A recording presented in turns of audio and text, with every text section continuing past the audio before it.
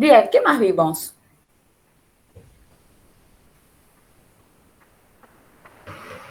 Las contraindicaciones también vimos.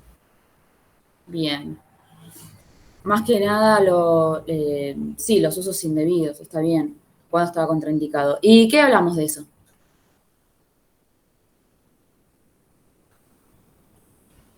Y mencionaste que, bueno, para dar de alta a pacientes no se utiliza, eh, con una hemoglobina de 10 o más jamás se utiliza tampoco. ¿Qué más?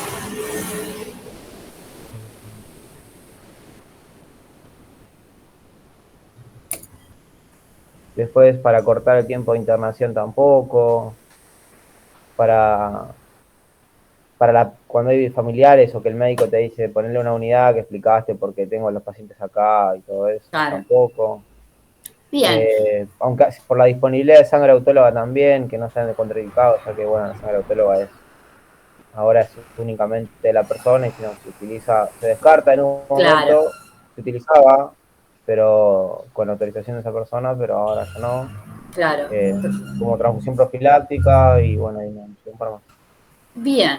Bueno, eso fue lo que vimos la semana pasada. Y nos habíamos quedado, chicos, una de las cámaras, por favor, prendida porque me muero de la angustia. Si no, buen día, Denise, ¿cómo estás? Bien, gracias, Denise.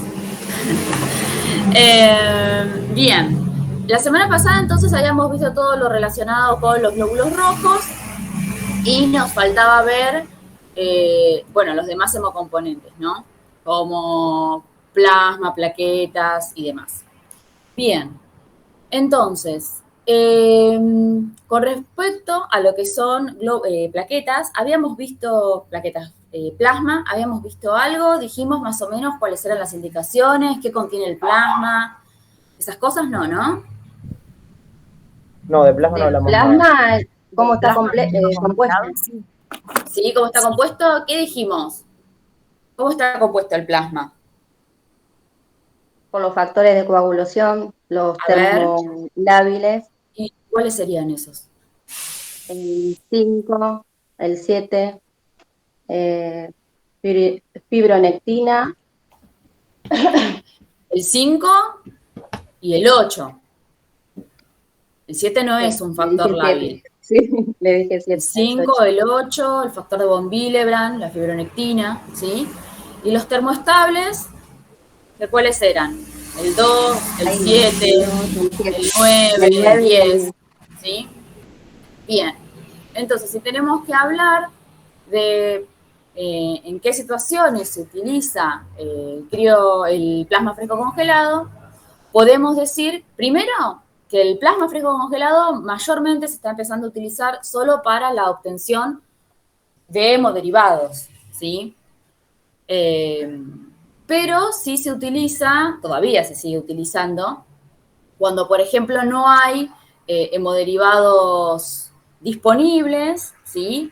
O no hay crioprecipitados disponibles, entonces podemos utilizar el plasma fresco congelado, por ejemplo, cuando hay un déficit de factor 1, que sería el fibrinógeno. Voy a ponerle el presente a esta chica que cuevas. ¿Sí? Cuando hay un sangrado activo, una hemorragia masiva, también se puede utilizar o sea, se debe utilizar el plasma, ¿no? En pacientes que están anticoagulados, muchas veces cuando el médico para indicar la anticoagulación tiene que hacer un cálculo, ¿sí? Para saber cuánto le aplica. Si ese cálculo, cuánto tiene que tomar del anticoagulante para que esté bien, digamos. Si ese cálculo es cerrado, los valores se pueden modificar. Entonces, si está muy anticoagulado, es de buena práctica transfundir plasma como para volver a la normalidad, digamos, los valores de los factores de coagulación que se modificaron con la anticoagulación, ¿sí? Cuando tenemos, por ejemplo, y esto tiene que ver con, perdón,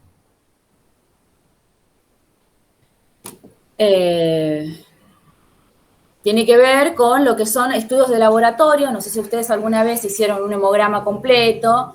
En una de las partes dice, bueno, hemograma, hepatograma, coagulograma. Todo lo que es coagulograma mide los factores de coagulación en sangre, ¿sí? Y el tiempo en el que la cascada de coagulación se lleva a cabo.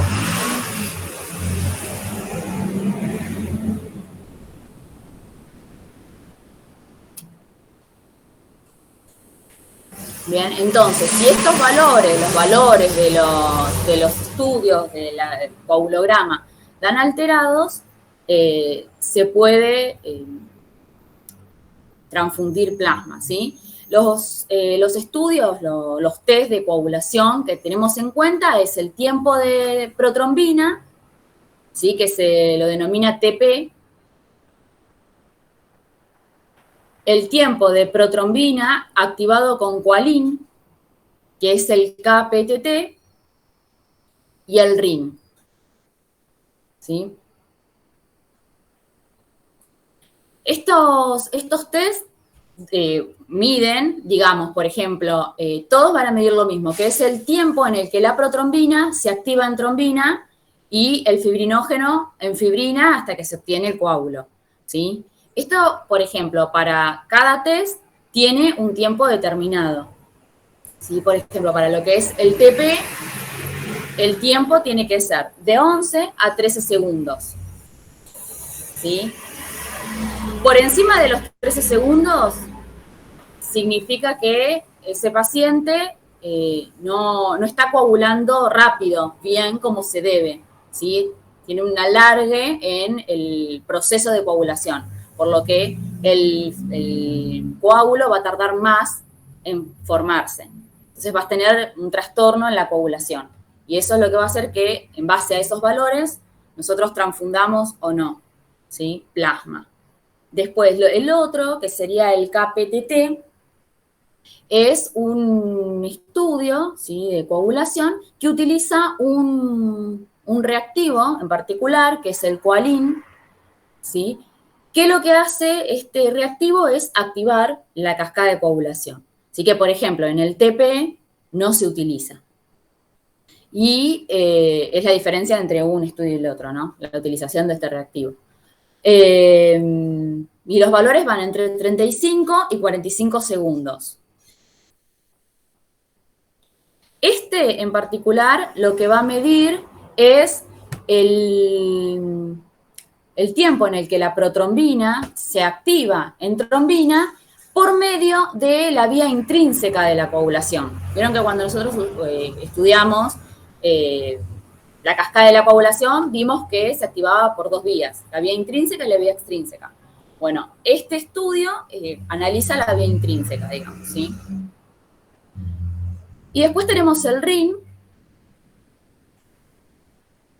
que es una sigla, que es Razón Internacional Normalizada, se llama.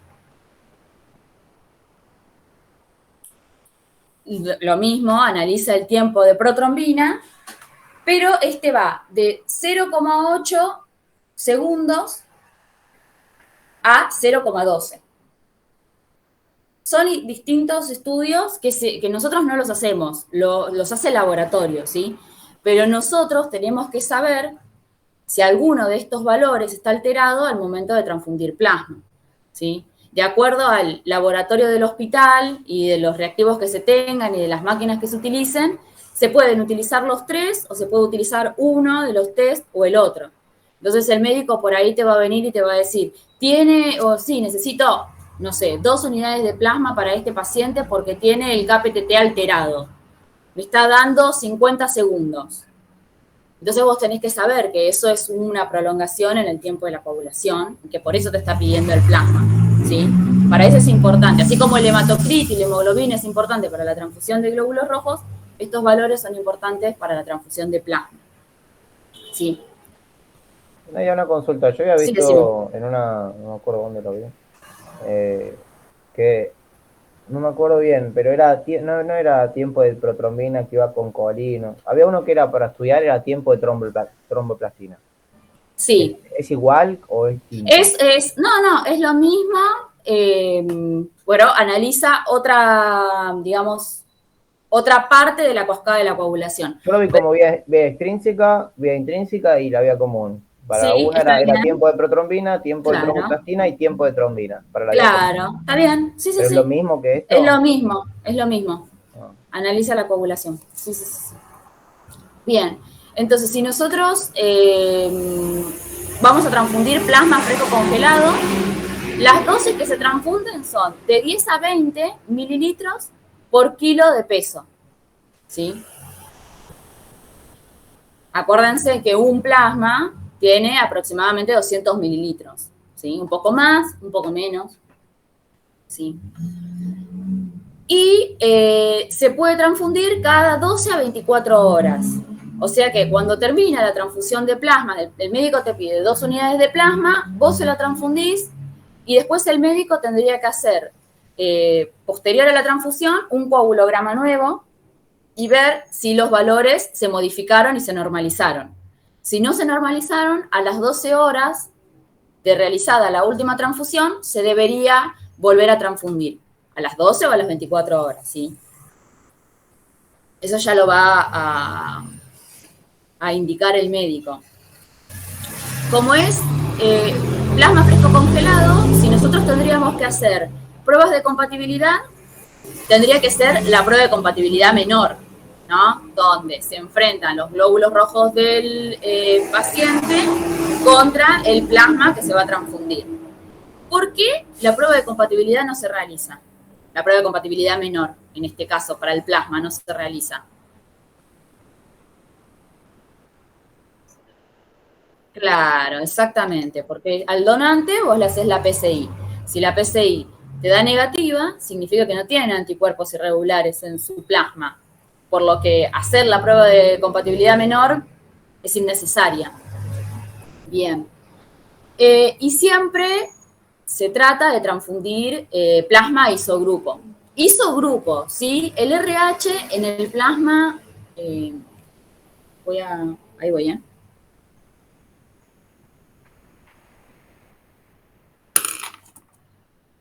El RH en el plasma no hay sistema de RH en el plasma, ¿sí? Entonces, podemos pasar plasma cero positivo a pacientes cero negativos sin tener ningún tipo de problema, ¿sí? Sí, lo que hay que respetar es el ABO. Si no tenemos isogrupo, mínimamente pasarle un plasma que sea compatible con los glóbulos rojos de ese paciente, ¿sí? Bien, entonces, ¿qué más? Estoy viendo. Bien, sí, tenemos que hablar de las contraindicaciones o de cuándo no transfundir plasma fresco congelado. Primero, podemos decir que cuando los hemoderivados están presentes, ¿no? Las alternativas se encuentran presentes. No se tiene que utilizar muchas veces, y antes se utilizaba como reposición cuando hacíamos una sangría, ¿sí? Nosotros, cuando hay un paciente con mucha cantidad de glóbulos rojos, supongamos con 60, 70% de hematocrito, ¿no? Obviamente es patológico, lo que se le hace es una sangría terapéutica, que es sacarle medio litro de sangre a ese paciente, ¿sí? Para que, obviamente, intentar bajar el hematocrito y se lo realiza con reposición. Reposición significa pasarle a este paciente un Baxter de solución fisiológica o de dextrosa, de acuerdo a lo que indique el médico, para hacer que la sangre del paciente quede más líquida, ¿sí? Y no esté tan viscosa. Bueno, muchas veces los médicos, en vez de indicar en estos pacientes la infusión de solución fisiológica o de dextrosa, pedían una transfusión de plasma. ¿Sí? Entonces, en esas situaciones, para mejorar, digamos, la viabilidad de los glóbulos de un paciente con poliglobulia, transfundir plasma está contraindicado, ¿sí? Está contraindicado también si yo quiero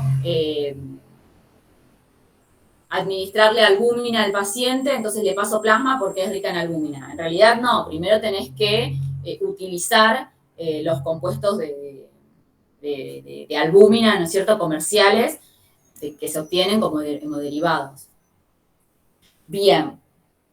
Entonces, esto con respecto a lo que es plasma fresco congelado. Después tenemos los crioprecipitados, ¿sí? Los crioprecipitados tienen entre 15 a 20 centímetros cúbicos de plasma.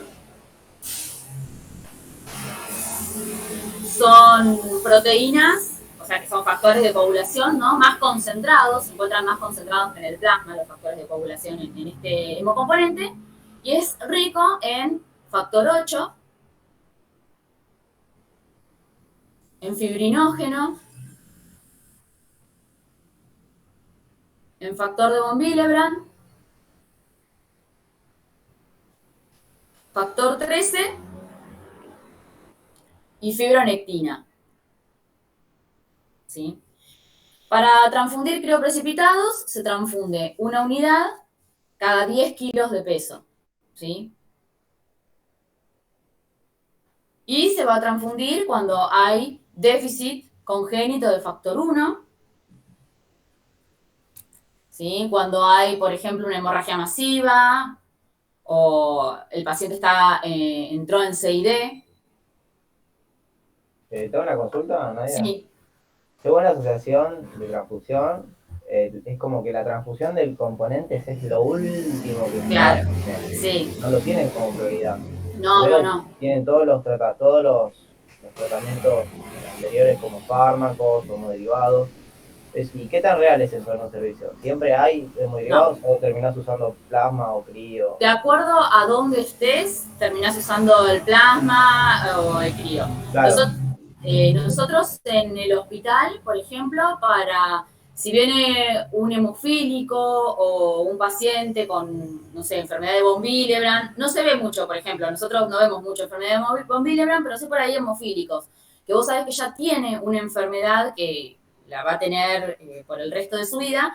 Obviamente, si se trata de conseguir los factores de coagulación para no someterlo a tantas transfusiones. Porque hasta para esa patología también está contraindicado, por ejemplo, el plasma fresco. Claro, sí. Te lo prohíbe, no te lo prohíbe, entre comillas, ¿no? Lo que claro. dice que siempre que se trata de una enfermedad con algún déficit de un factor específico, siempre ir como al conseguir el componente aislado. Claro, libre de todas las... Y antes que una transfusión, por ejemplo, como decís vos, el factor de von Willebrand, conseguir la inyección del von Willebrand, claro, del hemoderivado, y después a partir de ahí, ¿no?, una transfusión con crío, y si no tenés crío, plasma. Claro, el plasma como última opción. O sea, la primera opción, si no tenés hemoderivados, es el crío. Y en el caso de que no tengas crío, porque no en todos los servicios hacen crío, recién ahí el plasma como última opción. Pero sí, eso es cierto. Primero se trata de utilizar las alternativas a la transfusión para evitar posibles incompatibilidades, reacciones transfusionales de todo tipo, transmisión de enfermedades, ¿no?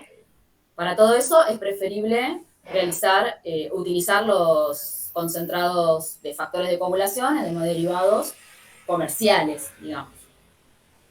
Pero bueno, la realidad es que hay muchos servicios que sí lo tienen, ¿no? Siempre nombrando como centro de referencias los más conocidos, el Posadas, el Hospital Garrahan.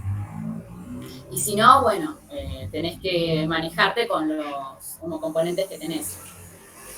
Si no queda de otra porque no hay. Muchas veces los testigos de Jehová son los que más se mueven en el sector de los hemoderivados o de tratar de conseguir alguna alternativa a la transfusión, porque como no se quieren transfundir, cuando lo necesitan, te mueven cielo y tierra como para encontrarte la alternativa. En el hospital hubo un testigo de Jehová que necesitaba una transfusión de glóbulos y automáticamente bueno, no sé si tienen como un hospital en particular o una asociación, ¿no?, de testigos de Jehová, que le consiguieron la eritropoyetina recombinante. Entonces la trajeron al servicio para que el médico se la aplique y no tenga que utilizar glóbulos rojos, por ejemplo. Pero sí, son difíciles, como son caros, son difíciles de conseguir. En algunos lugares hay y en otros no. ¿Sí? Entonces, dijimos que dijimos que los crioprecipitados se utilizaban cuando el fibrinógeno estaba bajo, ¿no es cierto? Cuando había trastornos en el fibrinógeno, en los valores de fibrinógeno, en las hemorragias masivas, como en un trauma o en una coagulación intravascular diseminada, ¿no? Y como estábamos hablando recién, solo si la alternativa, ¿no es cierto?, no se encuentra presente, se puede utilizar en hemofilia, ¿sí?, en la enfermedad de von Willebrand, en el déficit del factor 8, en el déficit de fibronectina. ¿Sí? Una aclaración, el factor 8 y el factor de von Willebrand son dos factores distintos, ¿sí?, que actúan juntos y muchas veces en los que son los concentrados de factor 8 encontrás algunos concentrados de factor 8 que son solamente factor 8 y otros concentrados que son ricos en factor de von Willebrand, ¿sí? Porque muchas veces en algunos exámenes he escuchado decir que el factor 8 era el factor de von Willebrand, y no, son dos factores distintos que actúan juntos, ¿sí? Se encuentran juntos, por eso se los relaciona. Y muchas veces se confunden y dicen que es lo mismo, pero en realidad no.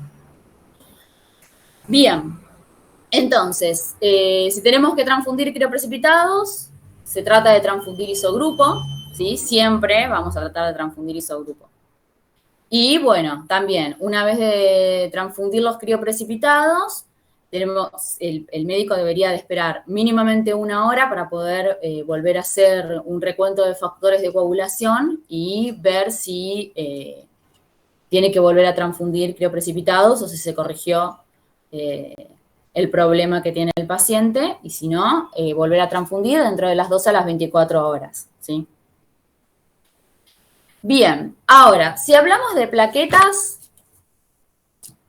podemos decir que para la utilización de plaquetas tampoco es necesario realizar las pruebas de compatibilidad, ¿sí?, que se tratan de transfundir plaquetas ABO idénticas o isogrupo, pero en el caso de que no haya, las plaquetas sí se pueden transfundir, digamos, plaqueta 0, en el caso de que no haya, ¿está bien?, plaqueta 0 a un paciente A, por ejemplo. ¿Sí? Siempre que no tenga otra opción. Obviamente se transfunden en pool, ¿sí? O sea, si nosotros necesitamos, las plaquetas también se transfunden 1 unidad cada 10 kilos de peso. Entonces, si yo tengo un paciente de 50 kilos, le tengo que pasar 5 unidades de plaquetas. No le voy a pasar de a 1 unidad, sino que todas esas 5 unidades de plaquetas se van a colocar en una bolsa y eso se denomina pool de plaquetas, ¿sí? Cuando unís las 5 unidades de plaquetas en una misma bolsa. Esas 5 unidades de plaquetas, si vos tenés del mismo grupo, puedes tener, por ejemplo, si el paciente es A, puedes tener 3 plaquetas A, 1 plaqueta B y 1 plaqueta 0, por ejemplo, si eso es lo que tenés en tu servicio. Se pueden hacer el pool de todas esas plaquetas, por más que no sean del mismo grupo, ¿sí? Y si vos ves que estás teniendo una transfusión de 8 unidades de plaquetas, de las cuales 5 son 0 y el paciente es A, lo que se puede hacer es esa unidad, centrifugarla, obtener bien el concentrado plaquetario y sacarle la mayor cantidad de plasma posible. Entonces, dejar suspendido toda la cantidad. ¿Cada cuántos kilos? Cada 10 cuántos kilos. Dijo? Y al igual que los crío, es cada 10 kilos de peso. 1 unidad cada 10 kilos. ¿Sí? Entonces, si vos ves que tenés un pool de plaquetas incompatible o con muchas plaquetas que son, la mayoría de las plaquetas son incompatibles con el paciente, se hace una centrifugación, como la segunda, bien fuerte, como para que las plaquetas se sedimenten y le podamos sacar la mayor cantidad de plasma. Y las dejamos resuspendidas en 30 mililitros de plasma y se transfunde eso. Si vas a tener la misma cantidad de plaquetas, pero con menor plasma. Entonces, el riesgo, la exposición al paciente a ese plasma incompatible es menor. ¿Se entiende? Esto cuando no tenés plaquetas avoidénticas, digamos, ¿no? Isogrupos. Las plaquetas que no sirven por personas que han tomado aspirina, ¿ustedes las guardan? Porque en el Posadas, supuestamente, por Sani sí guardan y las usan para hacer pools de plaquetas. Cada una por 4 sería. De 5 una sí pueden poner en un pool. Claro. Nosotros no, nosotros las descartamos. Pero sí, sabía que en el Posadas se utilizaban, que el recuento no es que se bloquean las plaquetas y ya no funcionan y no vas a tener, pero el recuento de plaquetas es menor. Sí, en el caso de que tengas un hospital muy grande donde la utilización de plaquetas es continuada o que te falte y las tengas que usar y bueno, las usás. Pero si estás bien, es preferible descartarlas. Eso sí depende de cada servicio. Una consulta más, volviendo al tema de plasma, que no te pregunté. Sí. Dice que la tercera opción de transfusión es un A a un B o un B a un A. Sí. ¿Y eso cómo puede ser? En el caso, eso es como tercera opción, yo no la usaría, ni porque fuese mi única opción. Se dice que se puede utilizar siempre y cuando hagas el título de anticuerpos y sea menor a 1 en 64.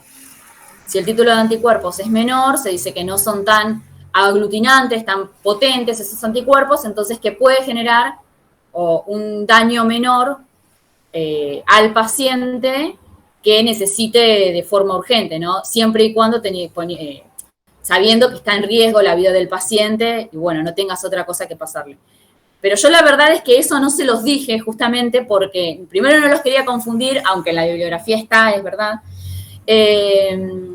Y segundo porque no se utiliza, es la verdad. Está como tercera opción, pero no se utiliza. Pero bueno, sepan que existe por sí. No creo que tampoco nadie les pregunte, pero por si llegan a surgir en algún lado, que lo tienen y es cierto, pero bueno, es lo que menos se debería hacer, digamos.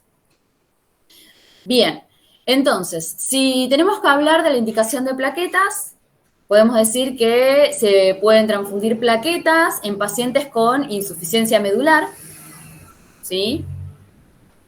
Secundaria a aplasia medular. O sea, la aplasia medular es cuando la médula ósea no produce ningún tipo de elemento de la sangre, ¿sí? Cuando la aplasia empieza a ceder, hay una insuficiencia medular. Por ahí, de a poco, la médula va a comenzar a generar nuevamente los elementos de la sangre, ¿no? Bueno, si hay un déficit de plaquetas por una aplasia medular o por una insuficiencia medular, hay que transfundirlas, ¿sí? Toda enfermedad oncohematológica que necesite de quimio, ustedes saben que la quimioterapia es muy agresiva y muchas veces arrasa con todo, ¿no? Tanto con lo malo como con lo bueno. Y bueno, entre algunos de esos también se encuentran, de los elementos que elimina, ¿no? Se encuentran las plaquetas. Entonces también pacientes que son oncohematológicos y con quimioterapia, la transfusión de plaquetas está indicada. Obviamente siempre evaluando el valor de plaquetas y el riesgo de sangrado, ¿no? En trasplante de médula ósea, en pacientes con tumores, por ejemplo, en el sistema nervioso central, tumores ginecológicos que sangran mucho, donde hay mucho consumo de plaquetas, también se puede transfundir. Y obviamente sobre el sangrado activo, ¿no? En una hemorragia masiva, por ejemplo. ¿Sí? Bien, ¿qué sucede si yo tengo un paciente, por ejemplo, con una aplasia medular, que son de llevar bastante, plaquetas, le transfundo muchas unidades, ¿no? Necesita muchas transfusiones de plaquetas, y estas plaquetas son de donantes random, digamos, plaquetas random. ¿Qué va a pasar en algún momento? Se puede volver refractario. Se puede volver refractario, ¿sí? ¿Qué es la refractariedad?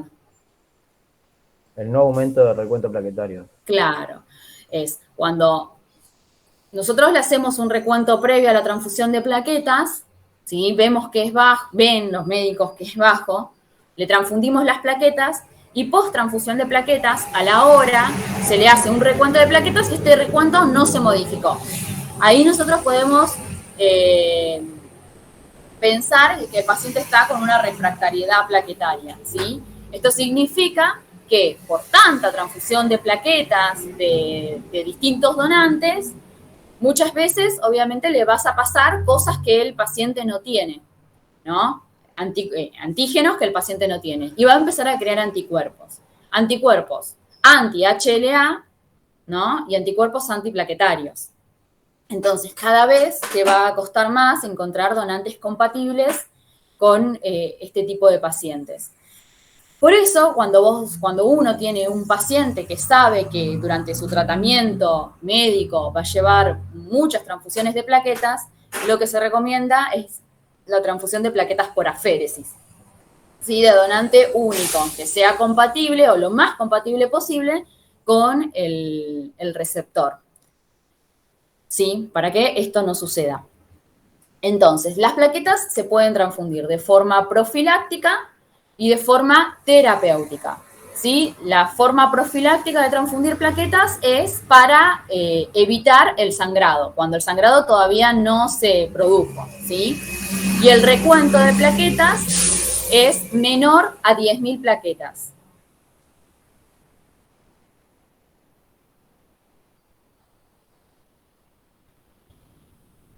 Cuando el paciente tiene fiebre, se recomienda no transfundir plaquetas, ¿sí?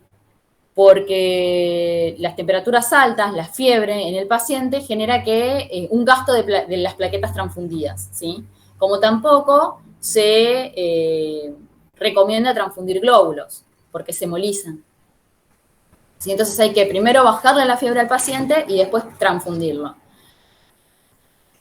Se dice en bibliografía por ahí media vieja, si tienen o leen, por ahí van a encontrar que si el paciente tiene fiebre, el recuento plaquetario para transfundirlo tiene que ser de 20.000 plaquetas. Pero en realidad, la realidad es que con plaquetas no se transfunde. Se le baja primero la fiebre y después se transfunden las plaquetas, porque la viabilidad de las mismas no es igual, digamos, ¿sí? Y después tenemos la forma de transfundir plaquetas de forma terapéutica.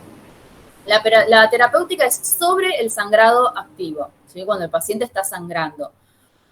Y el recuento de plaquetas va a ser menor a 50.000. En profiláctica, ¿cuál valor dijiste? Porque yo no sé si entendí 10.000 o... 10.000, 10.000. Sí. Uh-huh. O sea, de 10.000 para abajo, de manera profiláctica se transfunde. Sí. ¿Y el paciente cuándo empieza a sangrar? Cuando tiene menos de 10.000. Cuando tiene menos de 10.000.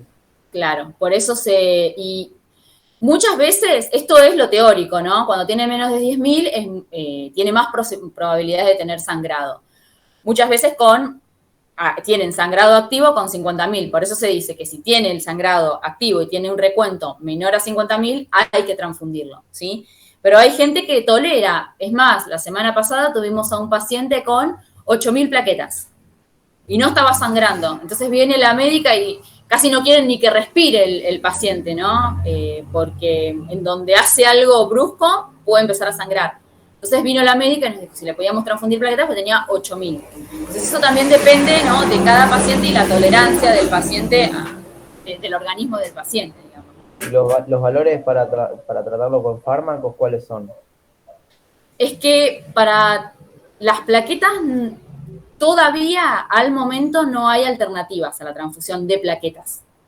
Sani nos dijo que sí, Que es, bueno, ¿Sí? ¿Qué te yo nombró? te digo lo que nos dijo para poner No, en está bien. criterio ambos criterios. Sí, me parece La bárbaro. desmopresina se utiliza. Ah, bueno, sí, está bien, pero ¿qué te dijo? ¿Que la utilizaban de forma profiláctica o cuando iban a operar? La utilizaban para corregir la funcionalidad plaquetaria y los factores de coagulación, así dijo. Claro, No, no sé. porque la desmopresina, el ácido tranexámico y todos esos fármacos habitualmente se utilizan sobre cuando el paciente va a entrar a cirugía, ¿sí? Para evitar el sangrado en una cirugía. Desconozco, puede ser, si lo dijo Sani, no lo pongo en duda, puede ser que se esté utilizando de forma terapéutica. La verdad es que lo desconozco, lo podría averiguar o simplemente hablarlo con él como para ver si me puedo orientar un poco y se los comento, capaz que es algo muy actual. Sí, tengo entendido que es en las cirugías se utiliza para evitar Ah, el sangrado y disminuir la transfusión está bien. de democomponentes. Eso sí, pero bueno, habría que ver ahí en qué contexto lo Igual dijo. tenemos clase con él, así que la próxima Ah, genial. se lo pregunto, la próxima cuando tengamos clase se lo pregunto. Sí. Buenísimo. Sí, sí, sí, sí. Bien. Después, si hay pacientes que van a ingresar a quirófano para una neurocirugía, el valor de plaquetas para transfusión de plaquetas profiláctica es de 100.000. ¿Sí? Con 100.000 plaquetas, un paciente que va a entrar a una neurocirugía, hay que transfundirlo. Si no puede tener valores por debajo de 100.000. ¿Se entiende? Bien. Bueno, ¿cuándo están contraindicadas la transfusión de plaquetas? En la PTT, sí, en la PTT lo que se transfunde es plasma. Ya lo que es púrpura trombocitopénica trombótica, trombocitopénica idiopática, inducida por heparina y demás, lo van a ver en fisio. ¿Fisio lo tienen con Sani también? Sí, vimos ya algo de eso. Ah, bien, Ya vimos. buenísimo. Bien. En lo que es PTI, ¿sí? Donde hay anticuerpos, autoanticuerpos, también está contraindicada. ¿Sí? En la trombocitopenia por heparina, lo que se necesitaría ahí es corregir la anticoagulación con heparina antes de transfundir plaquetas, digamos. ¿Sí? Y en la trombocitopenia post-transfusional, que esa la vamos a ver la semana que viene. Bien, Si entonces, sangra, no. Si sangra no importa lo si que tenga. sangra no importa, no, no. Si Son sangra hay que iguales. ver primero, claro, cuánto está sangrando, cuánto es el recuento, pero sí, no, si sangra, se transfunde. No se discute. Bien, entonces, nosotros hasta el momento venimos hablando de todos los hemocomponentes, ¿sí? Nos faltan hablar de lo que es la leucorreducción, que son los glóbulos, la eliminación de los glóbulos blancos de los componentes de los glóbulos rojos y de las plaquetas, principalmente, ¿sí? De la irradiación y después ver ciertos hemocomponentes en particular. Entonces, la leucorreducción, que es para la filtración, ¿no? de los glóbulos rojos o de las plaquetas, se realiza para eliminar la probabilidad de contagio de citomegalovirus, ¿no? Y alguna tipo de reacción transfusional. ¿Sí? Son para las dos cosas que se utiliza la filtración. Para evitar las reacciones transfusionales, ¿sí? Y el citomegalovirus. Los tipos de leucorreducción se pueden hacer por unos filtros. ¿Los vieron alguna vez? Los filtros de transfusión. Yo sí. ¿Sí? Bueno, son unos... Los voy a traer, a ver, creo que los tengo. Voy a traerlos así lo ven.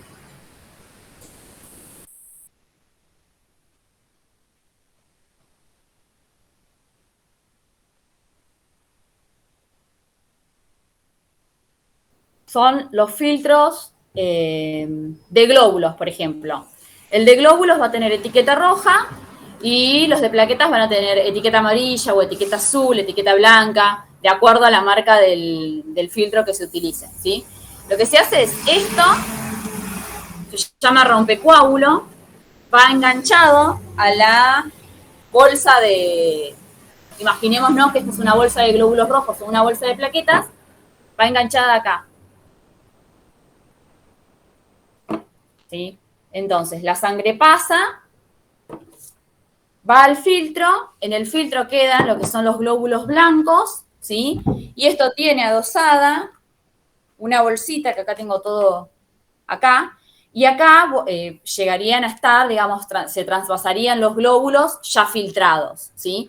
Entonces, los glóbulos blancos, los leucocitos quedarían acá atrapados y la sangre filtrada pasaría a esta unidad. Lo mismo sucede con las plaquetas. Ahí está el filtro, que se van filtrando la unidad de plaquetas y se van uniendo todas las plaquetas a una misma bolsa, ¿sí?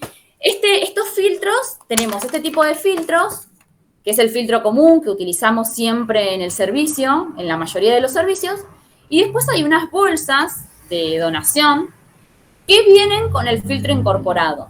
Entonces, se filtra la unidad de sangre entera antes de obtener los hemocomponentes. Esa es muy cara, entonces no se utiliza mucho porque necesita todo un proceso distinto a lo que conocemos normalmente. Estos son los que más se utilizan. Profe, después nos manda una foto de esos. Sí, dale, te lo mando. Gracias. Nosotros estuvimos hablando que el hacer una leucorreducción en prácticas antes, o sea, con la bolsa de sangre entera, no es conveniente. No. Por el tema de la serología y que uno puede malgastar, ¿no? Exactamente. Todo el proceso y los materiales, y que no conviene porque si el donante termina teniendo una serología positiva, gastaste un montón de recursos en vano. Exactamente, y por eso le digo, es muy caro y por eso la mayoría no los tiene, tal cual, por lo que dice Nahuel, porque si no, si te da una serología positiva, tenés que tirar todo.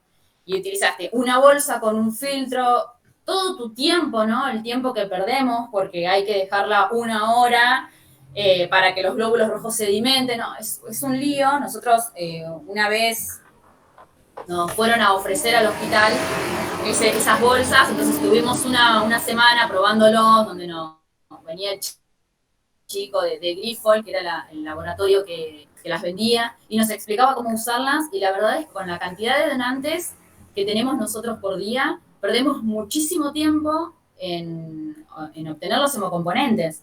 Así que obviamente le dijimos que no. Pero bueno, sepan que existen y que en algunos lugares los usan, ¿sí?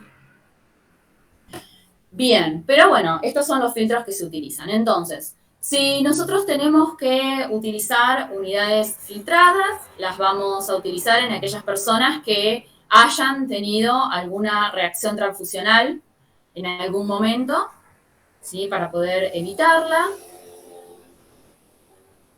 En pacientes que, como veníamos hablando en nuestro ejemplo, una aplasia medular o alguna enfermedad que vos sabés que va a llevar durante un tiempo prolongado, transfusión de plaquetas, se la filtramos para evitar algún tipo de aloinmunización, ¿sí? Y obviamente para prevenir el citomegalovirus. Nosotros en el hospital a las plaquetas las filtramos siempre, a todos los pacientes, ¿sí? Las plaquetas, los glóbulos no, los glóbulos de acuerdo al paciente. Si es un inmunodeficiente o si es un paciente con una aplasia medular, que también piden glóbulos rojos, ¿sí? Si es un bebé, siempre se filtra, en esos casos se filtra. Pero si es un paciente que viene, no sé, a ver, ¿qué te puedo decir?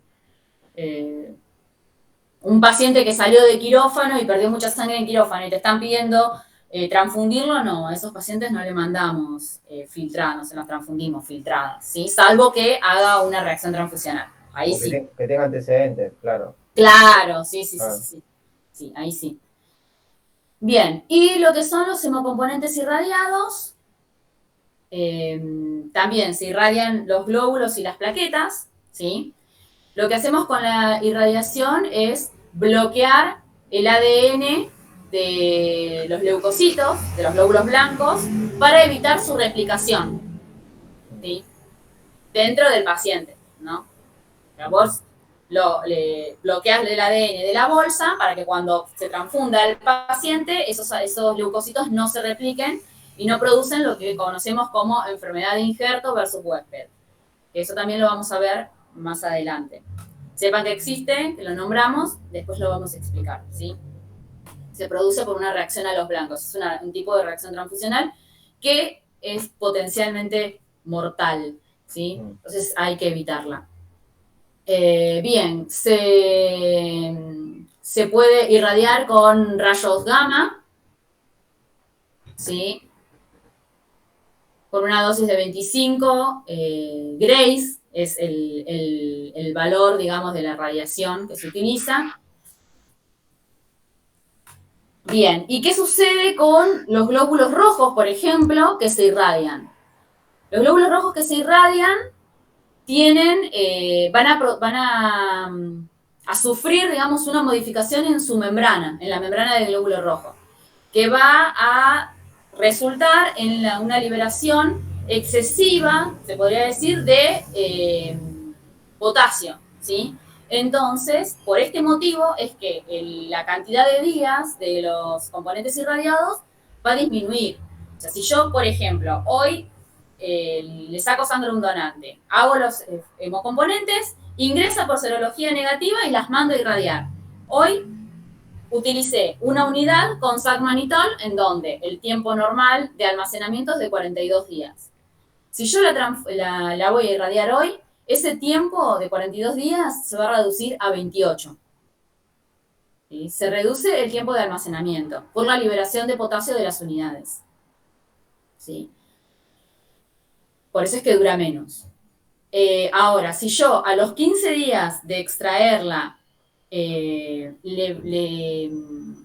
la voy a irradiar, la unidad va a durar o lo que dure los 28 días desde el momento en que se irradió, si es que me da para almacenarla 28 días, y si es que la fecha de vencimiento de los glóbulos es anterior a esos 28 días, se descarta el día del vencimiento de los glóbulos. No sé si me siguen, si me expliqué bien, ¿se entendió? Bien. No es que porque a los 15 días la irradio me dura 28 días, sí o sí, por más que se cumplan los 42 días de almacenamiento, digamos. Lo que suceda primero, ¿sí? Bien. ¿En qué casos se utilizan los hemocomponentes irradiados? Con el tema de las plaquetas, por ejemplo, no se modifica el tiempo de almacenamiento. Sigue durando 5 días, ¿sí? Bien. ¿Cuándo vamos a transfundir plaquetas? Hemocomponentes irradiados en, por ejemplo, transfusiones intrauterinas. ¿Sí? En pacientes con riesgo de enfermedad de injerto versus huésped. Muchas veces, por eso, lo que es la enfermedad de injerto versus huésped es un tipo de reacción, ¿no?, que se produce cuando se transfunde sangre a un paciente que es de un familiar. Cosanguíneo. Cosanguíneo, exactamente. ¿Sí? Tenés más riesgo. Entonces, si vos sabés que tenés sangre en tu servicio y que esa sangre es de un familiar, de un paciente, y se lo tenés que pasar porque no tenés otra cosa que pasarlo, primero elegiría llamar a la red y ver si puedo conseguir otra unidad, ¿no? Pero en el caso de que no se puede mandar irradiar para transfundirlo, aunque no es lo aconsejable. Pero bueno, como para tener otra alternativa, digamos. Sí, nosotros vimos que que se irradian por el tema de la enfermedad de injerto de sus huésped o a pacientes, por el pacientes inmunodeprimidos o por la posibilidad de un alelo compatible de HLA. Claro, claro. Esas dos posibilidades. Está bien, sí. Perfecto. Ahí lo dijo también Nahuel, ¿no? Cuando hay que transfundir productos HLA compatibles, seleccionados, digamos, ¿sí? En trasplante de médula ósea, en recién nacidos, que se les va a realizar una exsanguinotransfusión, ¿sí? En pacientes con enfermedad de Hodgkin, bien, o con supresión medular. ¿Sí? Bien, esto en cuanto a los glóbulos rojos y las plaquetas irradiadas. Ahora, existe la posibilidad de que haya entre alguna de las reacciones a la transfusión, más que nada de glóbulos rojos, una transfusión, una reacción alérgica, ¿sí? Entonces, cuando hay una reacción alérgica por la transfusión de glóbulos rojos, lo que se hace es lavar esos glóbulos rojos. Ya hoy en día no se utilizan, pero bueno, existe la posibilidad de que se pueda hacer, ¿sí? Lo que se hace es abrir el circuito de la unidad del concentrado de glóbulo rojo, colocarle solución fisiológica, centrifugarlo y, como hacemos con los tubos, descartar el sobrenadante, volver a colocar solución fisiológica, así 3 veces, con la unidad de glóbulos rojos. Ya no se utiliza porque hay mucho riesgo de contaminación. Esto se tiene que hacer en circuito abierto. Entonces, manipular tanto la unidad y pasarle fisio y después descartar y todo eso aumenta la probabilidad de contaminación. ¿Sí? Pero bueno, se utiliza también. Después tenemos lo que es los glóbulos rojos congelados. Nosotros ya lo habíamos hablado a esto, creo que el año pasado, ¿sí? Son glóbulos rojos a los que se les añade glicerol. Los glóbulos rojos congelados pueden durar hasta 10 años, ¿sí? Y se utilizan para situaciones específicas, como por ejemplo cuando encontramos un grupo raro, ¿no? El único lugar que yo conozco acá en Argentina, que todavía no sé si lo siguen haciendo, pero que lo hacían, era el Hospital de Clínicas, ¿sí? Que congelaba glóbulos rojos. Y tenía glóbulos rojos congelados de grupos raros, como por ejemplo un 0 Bombay, un RH nulo, ¿sí? Que son tipos de sangre que no se consiguen siempre, que no son habituales. ¿Sí? Bien, con el tema de, al momento de utilizarlo, lo que se tiene que hacer es descongelarlo, ¿no? Y sacarle ese glicerol, ¿sí? Ok. ¿Cómo se lo sacás? Por medio de lavados, igual que los glóbulos rojos lavados. Tenés que abrir el circuito, lavar los glóbulos con solución fisiológica y eliminar el glicerol de esas unidades, ¿sí? Lo más que se pueda. Y luego llevar esa unidad a un hematocrito de 50-80%, ¿sí? Que tiene que quedar como una unidad, un concentrado de glóbulos rojos común, ¿sí? Bien, este tipo de glóbulos rojos se utilizan dentro de las 24 horas por el riesgo de contaminación y porque abrimos el circuito, ¿sí? Pero bueno, no es muy utilizado. Bien, entonces, si tenemos que hablar, como para terminar con este tema, de lo que son los hemoderivados, conocemos albúmina, ¿no? Los concentrados de factores de coagulación, las inmunoglobulinas, que son las vacunas, ¿no? Bien, y cada uno se utiliza o sea, las inmunoglobulinas, o sea, ahí se obtienen las vacunas, ¿no? Para inmunizar a la población. Saquemos eso. Lo que son factores de coagulación y albúmina se utilizan para enfermedades específicas de los déficits de los factores o de albúmina. Cuando hay una persona con hipoalbuminemia, lo ideal es aplicarle albúmina y no, como habíamos dicho, transfundir plasma fresco congelado, por ejemplo, ¿sí? Y con los factores de coagulación lo mismo. Si tenemos una hemofilia A, es preferible transfundir concentrados de factor 8 que crioprecipitados o plasma, digamos. Si tenemos la alternativa, siempre se debería utilizar la alternativa, ¿sí? A la transfusión. Bien. Esto era lo que nos había quedado pendiente de la semana pasada. Hoy vamos a ver lo siguiente. Hasta el momento estuvimos hablando la semana pasada de cómo obteníamos los hemocomponentes. Ahora hablamos un poco de lo que es la indicación de estos hemocomponentes y de los hemoderivados. Y ahora vamos a hablar un poco de todo el proceso de transfusión desde que la unidad, desde que te llega, ¿no?, el consentimiento y la orden al servicio, hasta que transfundís esa unidad. ¿Qué es lo que hay que hacer? Los pasos a seguir y demás. Bien. Entonces, todo el T5, vamos a ¿cómo? ver. Todo el T5 sería lo de las normas. El acto transfusional. Ah, sí, bien. Yo acá me robé del hospital, lo tengo que devolver, lo prometo. No, lo voy a devolver, me lo robé ayer. Es una orden vieja de transfusión, como para que ustedes la vean. Entonces se va a ver bien igual.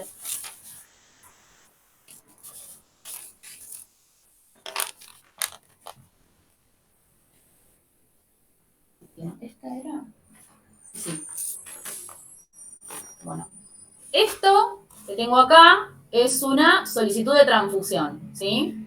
Donde el médico acá me dice premedicar con Benadryl y dexametasona. Este es un paciente que ya tuvo, por ejemplo, una reacción transfusional, ¿sí? Entonces, para evitar otra más, se lo premedica, ¿sí? Obviamente, la sangre de este paciente va filtrada para evitar aparte de premedicarlo, evitar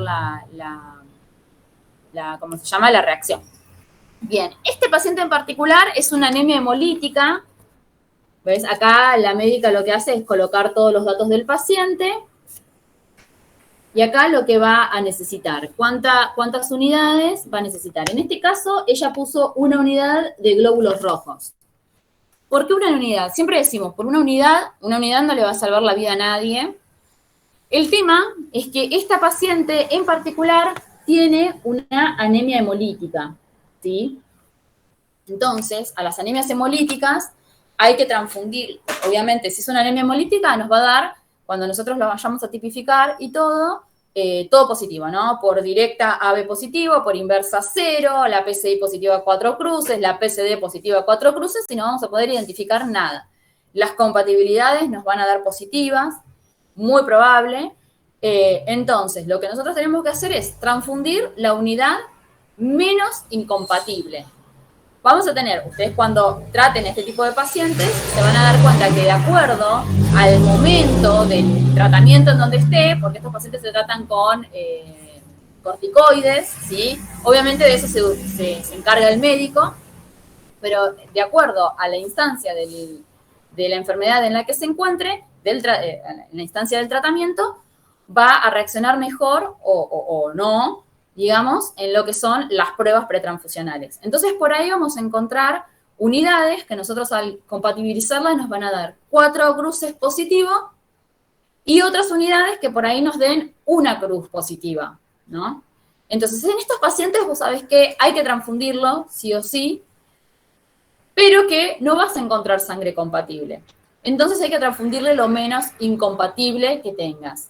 Entre esa unidad que me da 4 cruces positivas a una unidad que me da una cruz positiva, es preferible transfundir la unidad con una cruz positiva que aquella que tiene 4 cruces positivas. ¿Se entiende?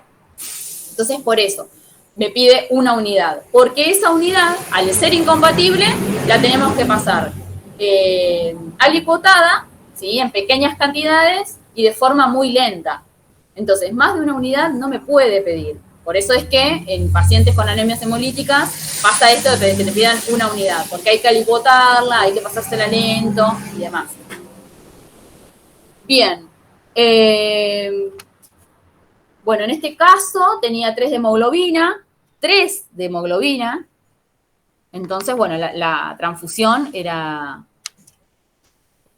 obviamente no la vas a discutir.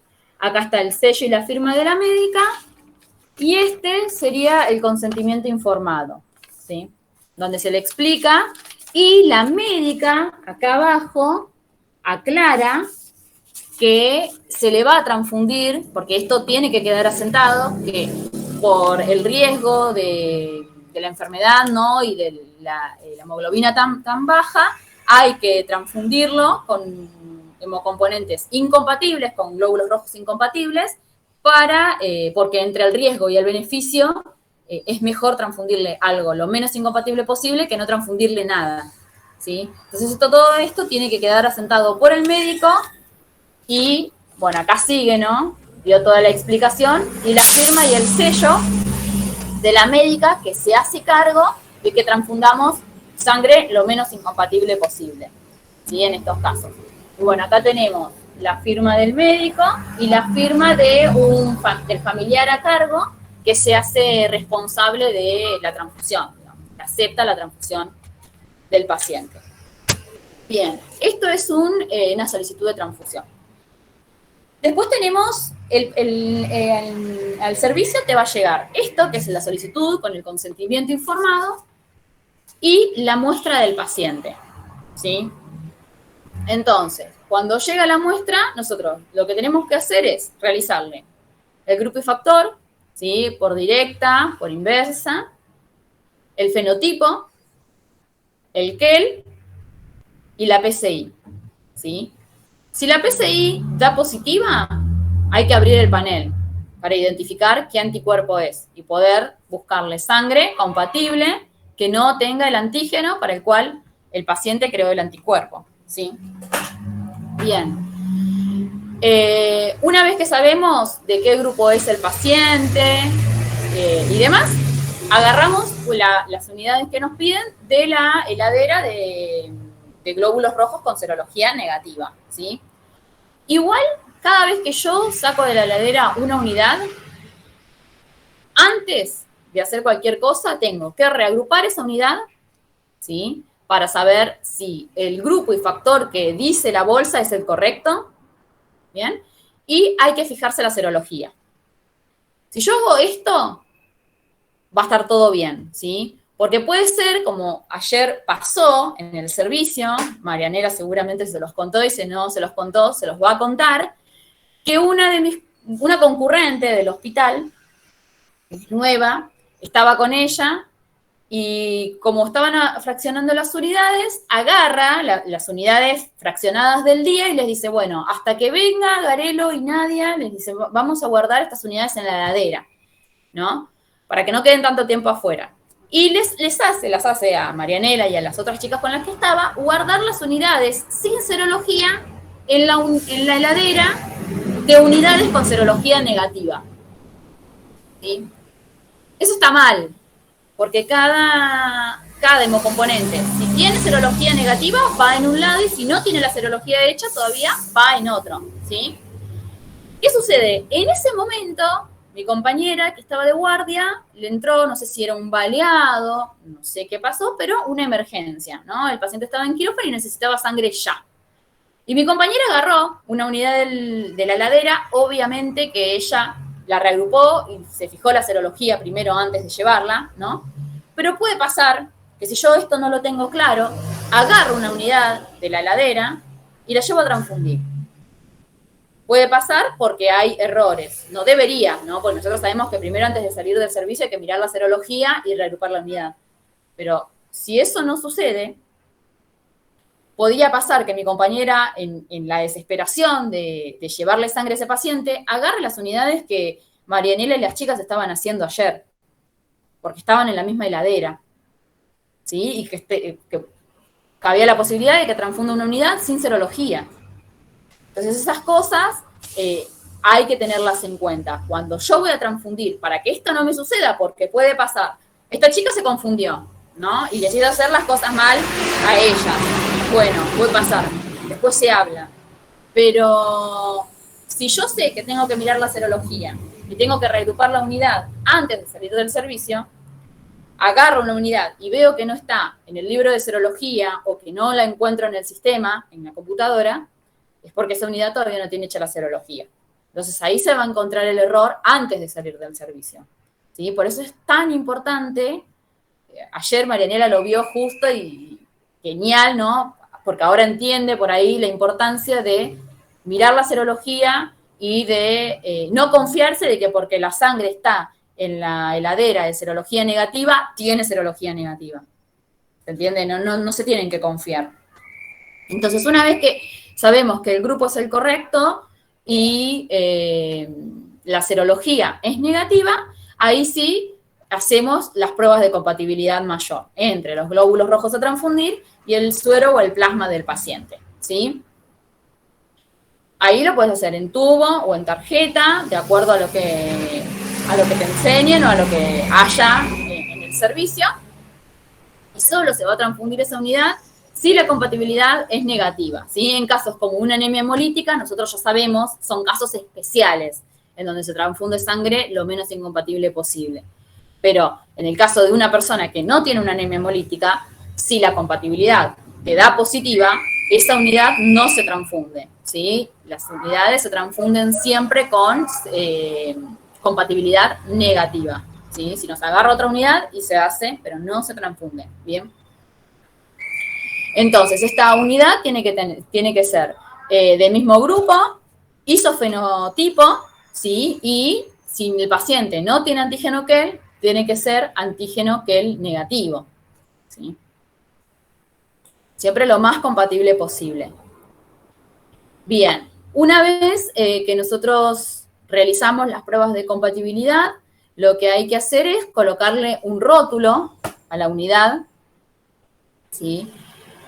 El rótulo tiene que tener el nombre y el apellido del paciente, la historia clínica, la fecha en la que se realizó la prueba de compatibilidad, la ubicación del paciente y el número de la unidad, el hemocomponente, ¿sí? El grupo de la unidad, ¿sí? Todos esos datos tienen que estar en el rótulo de la unidad. Bien.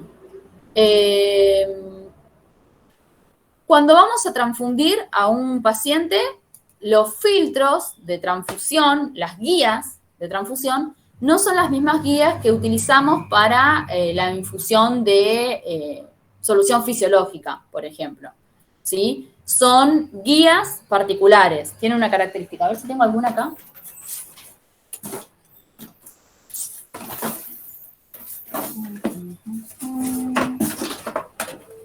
Bueno, no, pero sí, sí.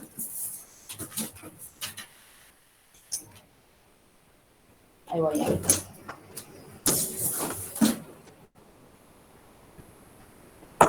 Estas son las guías.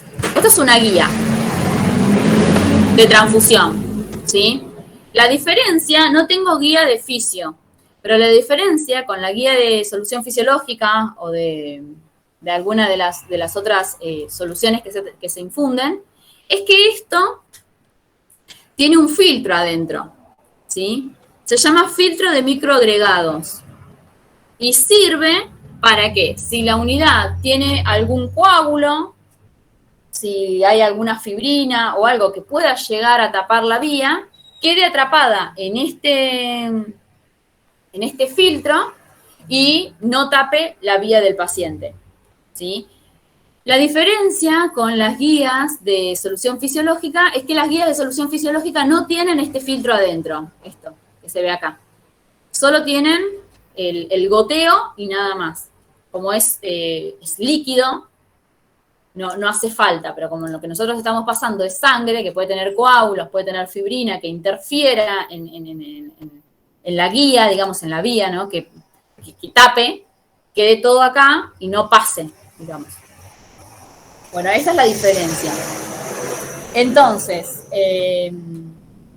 cuando vamos a transfundir, lo primero que hay que hacer es ir hacia el lugar donde se ubica el paciente y hablar o con los enfermeros o con los médicos, ¿sí? Avisándole que vamos a realizar la transfusión, ¿sí?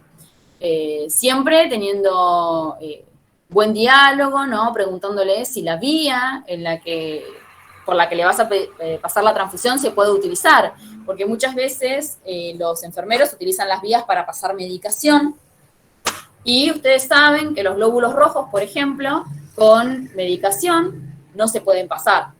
Entonces uno tiene que saber como técnico si puede utilizar esa vía o no.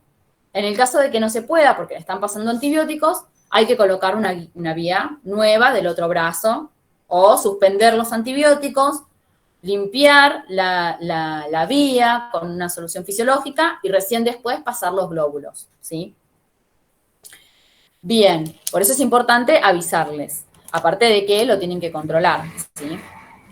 Y que muchas veces nos dicen, bueno, ¿dónde está el paciente? Porque por ahí a nosotros nos dan una ubicación y después al paciente lo cambian de habitación, entonces la enfermera va a saber todo eso del paciente. Por eso es muy importante avisarles antes de la transfusión. Bien, y después hay que dirigirse hacia la habitación donde se encuentra el paciente y transfundirlo. Entonces, cuando llegamos a la habitación, lo primero que hay que preguntar es el nombre y el apellido del paciente, ¿sí? La forma de preguntar es muy particular y hay que tenerlo en cuenta, porque muchos de los pacientes están dopados, ¿sí? Algunos no entienden nada, están llenos de medicación. Entonces, por ahí vos le preguntás, no sé, ¿vos sos Rodríguez Denise? Y el paciente está en su mundo y te dice sí. Y en realidad no es Rodríguez Denise, es Alderete Marianela. ¿Me entendés? Entonces, siempre la forma correcta de preguntar es decirle, ¿cómo te llamas? Y que él te diga su nombre y apellido, ¿sí? Para evitar cualquier tipo de malentendido. Bien, ahora, si el paciente está inconsciente, ¿no? Que no te puede hablar, que no está dormido, lo ideal es, primero, por eso, hablar con las enfermeras, ¿sí? Una vez que la enfermera te dice, bueno, el paciente es este, bueno, listo. Ahí te fijas. Muchas veces si tiene medicación colgando o le están pasando una solución fisiológica o un suerito, lo que fuese, todo lo que se le transfunda, todo lo que se le infunda al paciente va a ir rotulado. Entonces, todo lo que tenga colgado, ya sea medicación, ya sea suero, lo que sea, va a ir rotulado con su nombre y apellido. Entonces, nos podemos fijar en lo que se le esté infundiendo o muchas veces, de acuerdo al lugar, al pie de la cama vas a tener la historia clínica del paciente. La historia clínica o el nombre y apellido, ¿sí? Entonces lo puedes corroborar por ahí también. Una vez que tenés identificado al paciente, el siguiente paso es preguntarle el nombre y el apellido, aparte de preguntarle el nombre y el apellido, reagruparlo, ¿sí? Al pie de la cama, pincharle el dedo. ¿Por qué? Porque puede pasar que el médico se haya confundido al sacarle la muestra al paciente o que lleve 2 tubos y se confunda al rotularlos, ¿no? Y que la muestra que yo utilicé en mi servicio para realizarle las pruebas de compatibilidad no sean las del paciente, ¿sí? Entonces siempre hay que reagruparlo al pie de la cama para corroborar que el grupo que a mí me dio arriba y la bolsa que tengo abajo coincida con el grupo del paciente que voy a transfundir, ¿sí? Bien, si yo no hago esto, corro riesgo de una incompatibilidad. Yo no sé si alguna vez les conté lo que me pasó a mí de concurrente con un paciente. Se los voy a contar porque es interesante. Yo era concurrente, supongamos que era mi segundo año de concurrencia, porque yo hice 2 años, trabajé gratis, y tenía concurrentes inferiores, digamos, que habían entrado hace poquito. Y estábamos con un técnico de guardia, que ahora es mi compañero, estábamos con él. Bueno, era un jueves, no me olvido más. Llegan 2 pacientes, 2 baleados, juntos. El paciente se llama, bueno, no les voy a decir, ya veo que tienen algún familiar que se llame similar, pero no me olvido más, me acuerdo el nombre y el apellido de ese paciente. Y bueno, nos piden sangre, vienen las 2 muestras juntas, de uno de los pacientes nos piden sangre de quirófano, ¿no? ¿Qué hace mi compañero? Agarra las 2 muestras de los 2 pacientes y sin querer las cruza. Un paciente era A y el otro paciente era 0. ¿Sí? Entonces, bueno, hasta ese momento, el paciente que nosotros teníamos que transfundir, él lo había tipificado como A. ¿Sí? Bueno, le prepara la sangre, le preparamos nosotros la sangre, bueno, no me acuerdo cómo fue. Preparamos todo, ¿no? Y teníamos, aparte de transfundir a ese paciente, un montón de otros pacientes más. Pues la guardia de jueves es caótica en el hospital. No sé por qué, pero es caótica. Entonces, bueno, bajamos a transfundir al paciente. Nosotros en el quirófano no ingresamos al quirófano. Lo que hacemos es pedirle al anestesista que nos traiga una muestra de sangre y nosotros llevamos los tubos con los reactivos y lo reagrupamos en el momento. Y si reagrupamos y da el grupo que corresponde, le damos la sangre al anestesista y ellos se encargan de transfundirla, ¿sí? Así normalmente se manejan. Entonces, bueno, teníamos una anestesista en ese momento que era re complicada. Ella no entendía la importancia de reagrupar al paciente antes de transfundirlo. Y nunca nos quería dar la muestra para reagrupar al paciente. Entonces, conmigo ya había tenido un montón de problemas. Con mi compañero se llevaba un poco mejor. Entonces mi compañero le dice, como la conocía de antes, yo estaba haciendo un reemplazo, él le dice, dale. No, empieza así. No, dice, no te voy a traer la muestra, dice la médica, ¿no? Dale, le dice, tráeme una muestra, le pongo una gotita en cada tubito y nos quedamos tranquilos todos, le dice mi compañero. Bueno, está bien. Viene con una gasa marrón, ¿no? No viene con una gasa marrón, viene con los tubos. Nosotros le dimos los tubos y ella viene con los tubos ya con la sangre puesta dentro de los tubos con los reactivos, ¿no? Entonces me los da. Y cuando empiezo a leer el grupo, yo veía que la sangre era marrón. Y no me reaccionaba nada, me daba como un 0 negativo. Le digo a mi compañero Gonzalo, digo, me da 0 negativo. Y el paciente supuestamente era A positivo. Y se fija los tubos mi compañero y le dice, ¿de dónde sacaste la sangre? No, agarré una gasa con Pervinox que estaba en el piso y le puse una gota en cada tubito. La mina, ¿viste? Le dice, no, esto así no, porque no se puede, porque no me está dando el grupo, qué sé yo. Entonces le digo a mi compañero, bueno, voy hasta el servicio, busco 4 tubos más con los reactivos y los traigo. Mientras que ella vaya a buscar una muestra nueva. Y me dice mi compañero, no. Me dice, vos andá a transfundir a los demás pacientes, porque teníamos un montón de otros pacientes. Me dice, ustedes vayan, porque estábamos con 2 concurrentes más. Ustedes vayan a transfundir a los otros pacientes que yo voy a buscar los tubos. Dijo, ¿viste? Yo, al día de hoy, él nunca lo admitió. Al día de hoy, yo pienso que él nunca fue a buscar los tubos para reagrupar a ese paciente y que le entregó la sangre A positivo al anestesista así como estaba. ¿Por qué? Él lo transfunde, nosotros fuimos con las otras 2 concurrentes a transfundir a todos los otros pacientes. A las 7 de la tarde, nosotras, las concurrentes, nos íbamos. Y se quedaba él con su compañera de guardia, que eran los titulares de la guardia. A las 8, yo me enteré de esto al otro día. A las 8 llama uno de los médicos y dice, hola, sí, ¿sabes que tengo acá un paciente? Ponele. Lucero Vázquez, que se está transfundiendo, pero tiene la unidad que se está transfundiendo tiene un rótulo que dice Curro Analía.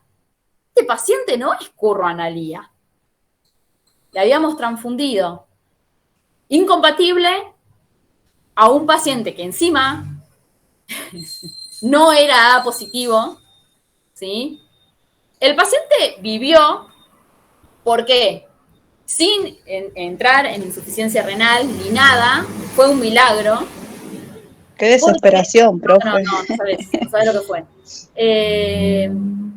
Porque el paciente perdió tanta sangre durante la operación que la sangre que le transfundieron incompatible se perdió. Así como entró del cuerpo, salió. Entonces el sistema inmune no llegó a reconocerlo como extraño y no hizo la reacción. La hemólisis fue mínima.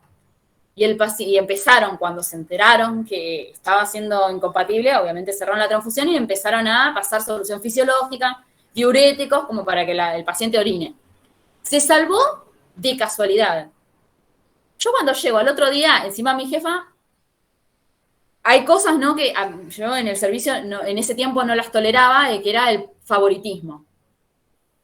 Este chico tenía una relación muy especial con mi jefa de ese momento, ¿no? Como que lo quería mucho, no sé, tenía una relación especial. Y yo estaba tomando la guardia al día siguiente, ¿no? Y a ver, me dice, ¿viste este paciente que transfundieron ayer? Así, con esta tranquilidad, mi jefa. Sí, le digo. Bueno, no era. Se lo transfundieron incompatible. Yo casi más me muero. Casi más me muero cuando me dijo así. Las concurrentes abandonaron, no fueron más. Yo te juro, nunca más supe de ellas. No sé si siguen dedicándole hemoterapia o qué, pero nos bloqueó. Yo me puse a llorar. Encima que en ese tiempo era así como nada, sensible, menos curtida, ¿no? En estas cosas. Me largué a llorar, digo, si podría haber muerto, me largué a llorar por lo que podría haber pasado, ¿no? Y el chabón, mi compañero, disculpen la expresión, lo más choto, ¿entendés? Bueno, no se murió, no le pasó nada, ya está. Nunca admitió, yo tampoco, nunca le pregunté si volvió a buscar los tubos. Pero estas cosas pasan, entonces, a lo que voy, reagrupar al paciente al pie de la cama, otra experiencia que me deja en claro que hay que hacerlo, sí o sí, para poder reducir al mínimo la posibilidad de una reacción transfusional. Y nosotros tuvimos suerte, pero se podría haber muerto. Sí. Y al ser una guardia, eran los dos, todos eran responsables, ¿no? Éramos todos responsables, tal cual. En este caso, como nosotros éramos concurrentes, quizás íbamos a ser menos responsables, pero no íbamos a dejar de serlo, ¿me entendés? Fue terrible, fue terrible. Ahora, yo lo pensaba en ese momento, si me hubiese pasado a mí, o alguna de las concurrentes, bueno, las concurrentes dejaron después, pero si me hubiese pasado a mí me hubiesen echado. No me hubiesen dicho, bueno, ya está, ya pasó. Porque yo en ese momento era concurrente. Al pibe no le hicieron nada, no le llamaron la atención de ninguna manera, ¿entendés? Pero eso era porque tenía buena onda con la... Y sí. Pero eso está mal. Eso está mal, sí, totalmente. Claro, porque es la vida del paciente. Claro. Pero bueno, estas cosas van a pasar. Estas cosas van a pasar, sepan que van a pasar, y sepan que en el hospital siempre tratan de tapar todo, ¿no? Y de que si se mandan alguna cagada, no se enteren. El tema es que cuando se te muere alguien, así... Claro, ese es el tema. Pero bueno, tuvimos la suerte de que no pasó. Pero yo particularmente la pasé muy mal, de ese paciente no me olvido más. Y bueno, y siempre lo tomo como ejemplo porque son cosas que hay que hacer. O sea, reagrupar la unidad y mirar la serología antes de salir del servicio no puede faltar. Y una consulta. Sí. Con este tema que te pasó a vos, de la anestesista, que daba tantas vueltas para darte una prueba.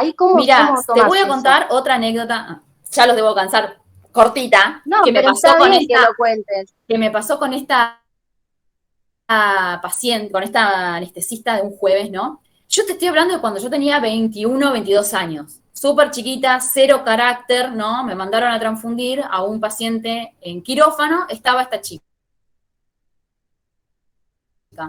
El pediatra, ¿no? Dentro de todo, igual terminé llorando, porque le digo, yo por más que el paciente sea cero, hay algunas personas que no lo reagrupan. No, porque es cero, no le vas a transfundir sangre cero, no lo reagrupo. No, yo lo reagrupo igual, porque es lo que hay que hacer. Entonces le llevo los tubos y le digo, bueno, necesito que me pongas cuatro gotitas de sangre en cada tubito. Le digo, ¿así reagrupo al paciente? No lo voy a hacer, me dice, ¿viste? Bueno, yo no te doy la sangre, le digo. Yo tenía la sangre en la mano, porque no estaba acostumbrada, este fue el primer choque que tuve con ella, no estaba acostumbrada a que un anestesista se niegue a darme la sangre del paciente para reagruparlo. Entonces le digo, bueno, no te doy la sangre, como me enseñaron, ¿no? Me dice, yo al paciente no, eso fue otra vez. Me dice, ¿no me vas a dar la sangre? O sea, había un ventanal que se abre para arriba, por donde pasan los pacientes al quirófano. Entonces nosotros estábamos hablando por ahí. Entonces yo tenía la bolsa en la mano y le digo, bueno, si vos no me das la sangre, los tubitos, le digo, la muestra, yo no te doy la sangre. Y me baja, sale, ¿no es cierto? Saca la cabeza por entre medio de esa mampara que se abría para arriba y me dice, bueno, ¿me vas a dar la sangre? Me agarró la sangre, me la sacó de la mano y se la llevó. Y yo quedé así. Volví al servicio llorando y no estaba con mi compañero, estaba con la compañera, con mi otra compañera, digamos ahora. Y le digo, Juli, no podía hablar, ¿no? El llanto, tratando de explicarle que la anestesista me había sacado la bolsa de la mano. Y agarre, me miró y me dice, no pasa nada, es un 0 positivo. Lo que habíamos transfundido. En ese momento decís, bueno, está bien, yo reagrupé la unidad antes de salir del servicio, era un 0, no va a haber una incompatibilidad DAVO, el paciente no se va a morir, pero no está bien lo que hizo la anestesista. Esa fue la primera vez. La segunda vez que voy a transfundir a quirófano, un jueves, ya estaba más canchera. Esta mina de la mano no me saca más la unidad. Entonces fui y nosotros llevamos una valijita, como las valijitas donde se meten todas las herramientas de trabajo. Bueno, tenemos una valijita así. Entonces meto la sangre adentro de la valijita y la cierro y me la pongo acá atrás. O sea, posta, estaba así. Pero dame la sangre, no, yo la sangre no te la voy a dar, de nuevo, ¿no? No, porque yo no voy a pinchar al paciente porque el paciente tiene una hepatitis B, me dice. Entra vos y pinchalo vos, porque yo no me voy a arriesgar, así. Le digo, no, yo no voy a meterme a quirófano porque no estoy autorizada por mi jefa a entrar a quirófano, le digo. Bueno, dame la sangre. No, yo no, la sangre no te la voy a dar. Le digo, estamos perdiendo tiempo, el paciente se está muriendo y vos estás perdiendo tiempo acá. Es más rápido, le sacás una muestra, me la traes, yo te doy la sangre y ya está. Le digo, es más rápido que discutir. Me dice, no te la voy a dar. Bueno, le digo, me voy. Y me fui con la unidad de nuevo al servicio. Estaba mi jefa. Entonces la mina llama reenojada al servicio, a hablar con mi jefa y a decirle que yo no le había querido dar la sangre, qué sé yo, lo que mi jefa me defendió diciendo, mira, vos me tenés que dar una muestra para que yo regrupe al paciente. Si vos no me das la muestra, yo la sangre no te la doy. Y ella no está autorizada ni a entrar al quirófano ni a darte la sangre si vos no tenés la muestra. No, pero el paciente tiene una hepatitis B, que entre ella a tocarlo, no, ella no va a entrar. Dice, la médica sos vos, la que está pidiendo la sangre sos vos, entregame la muestra. Bueno, bajé, me dio la muestra, le entregué la unidad. Entonces, estas cosas pasan. Cuando esto te pasa, Patricia, no seas tan tonta como yo y no lleves la unidad en la mano. Llévala en la, ¿cómo se llama? En la valijita, ¿sí? Y hasta que no te den la muestra del paciente, la sangre no se entrega. Así el paciente se esté muriendo. Porque la que está perdiendo tiempo es el médico discutiendo con vos, no vos. Porque no te deja... Pero de jodida nomás que... De jodida, era re jodida, re. Y no entendía cuando... Pero ¿por qué no te quieren dar la sangre? A eso, la muestra, ¿por qué no? Porque ellos ya envían una muestra al servicio. Entonces ellos te dicen, yo ya la sangre ya te la pasé, no le voy a volver a sacar al paciente. Pero ellos no entienden que durante el transcurso de que ella no entiende o por ahí no entra en su cabeza que se puede confundir, ¿no? Y que le puede sacar una muestra de sangre a un paciente que no es. O que yo me puedo confundir arriba y mezclar muestras, como le pasó a mi compañero, y prepararle sangre a ese paciente con la muestra de otro paciente. No entiende, no le entra en la cabeza. Entonces, le pasa esto. ¿Me entendés? Y te dicen, no, yo la muestra no te la voy a dar, si yo ya una muestra ya te pasé. Bueno, sí, pero necesito... Son 2 segundos, no le cuesta nada. Exactamente. Es lo que nosotros le decimos. Son 2 segundos. Hasta lo puedes sacar de la vía si querés. ¿Me entendés? De última, si no lo querés punzar de nuevo. O sea. Pero bueno. Y estas cosas que te pasó. Estas cosas que te pasó a vos que te lo sacó de la mano, ¿eso vos lo registraste? ¿Ahí se puede registrar o no? Hay un libro de novedades, ¿no? En cada servicio donde vos registrás todo lo que te pasa. Claro. Tanto cualquier cosa que vos veas que sea normal o que te pueda llegar a traer problemas en algún momento, se registra. ¿Qué hubiese podido hacer yo si estaba nombrada en ese momento? Hacerle una nota a la médica, ¿no? Y elevarla a la dirección, por no dejarme cumplir mi trabajo. Pero como yo en ese momento no era nadie para el hospital, porque era la realidad, era concurrente, no podía hacer nada. Y mi compañera, que era la que podía llegar a hacer algo, me dijo, ese era positivo, ya está. O sea, ¿para qué vamos a hacer tanto lío? ¿No? Es la respuesta. Pero bueno, sepan que esto pasa. y pasa re seguido. Pelear con los médicos es lo más habitual. Por eso entonces, ¿a qué voy con estas anécdotas que cansan por ahí de escuchar a veces? Es, reagrupen la bolsa antes de transfundir. Miren la serología. Hagan las pruebas de compatibilidad en el caso de que no sea una extrema urgencia y reagrupen al paciente al pie de la cama. Se esté muriendo o no se esté muriendo, al paciente hay que reagruparlo, ¿sí? Siempre. Esas son las cosas que yo les digo que no pueden faltar, que todo el mundo te va a decir que eso no puede faltar.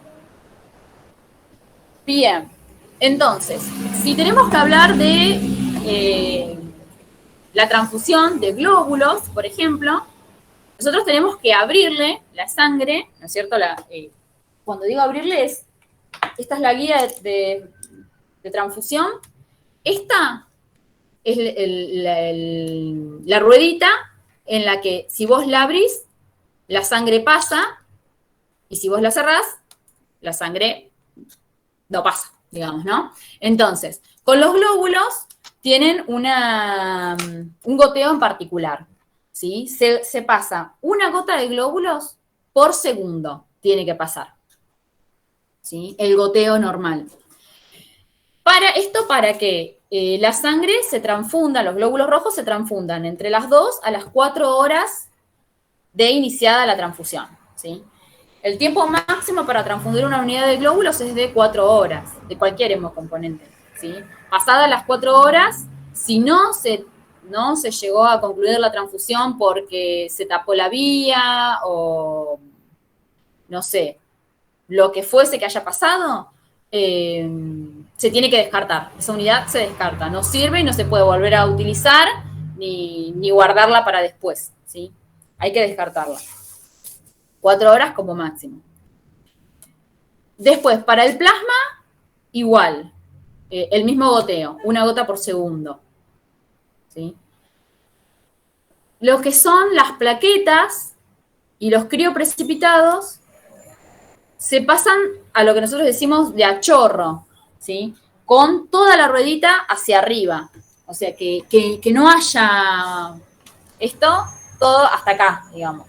Que no haya un goteo lento, sino que salga en forma de chorro, digamos, ¿sí?